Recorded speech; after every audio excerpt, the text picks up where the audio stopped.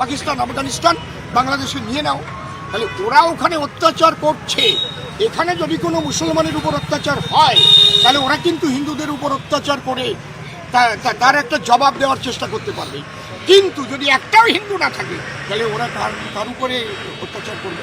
তাহলে ওদের আরও হিন্দুদের খুব ভালোবেসে রাখা উচিত, দেখানো উচিত বিশ্বকে যে বাংলাদেশে যে হিন্দুরা রয়েছে তারা খুব শান্তিতে আছে। দেখুন ভারতবর্ষে মানে কোনো দেশে মুসলমানরা যেন কোনো অশান্তি ভোগ না করে।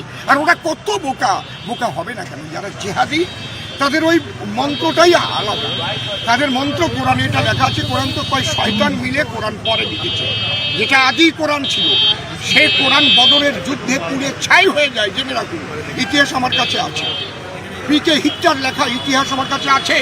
এবং তারপরে 27 জনের শয়তানের দল মিলে এই কোরআন লিখেছে এবং বারে বারে এই কোরআনের মধ্যে এমন এমন জিনিস ঢুকানো হয়েছে, বাচ্চাদের শেখানো হচ্ছে, হে মুসলমানগণ, অমুসলমানদের যেখানে পাইবে সেখানে বন্দি করিবে, নির্মমভাবে হত্যা করিবে। কোরআনে লেখা আমার কাছে আছে কোরআন, ওরা চ্যালেঞ্জ করুক, আমার কাছে কোরআন আছে, তাজের কোরআন।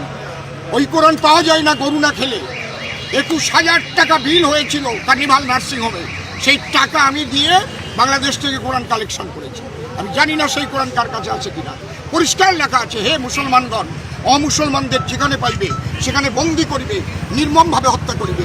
এই কোনো ধর্মগ্রন্থে, সে হিন্দু ধর্মই হোক, সে মুসলিম ধর্মই হোক, সে খ্রিস্টান ধর্মই হোক, কোনো ধর্মগ্রন্থে যদি এই জাতীয় কথা লেখা থাকে আমি সে ধর্মগ্রন্থ ভরে প্রস্তাব করি।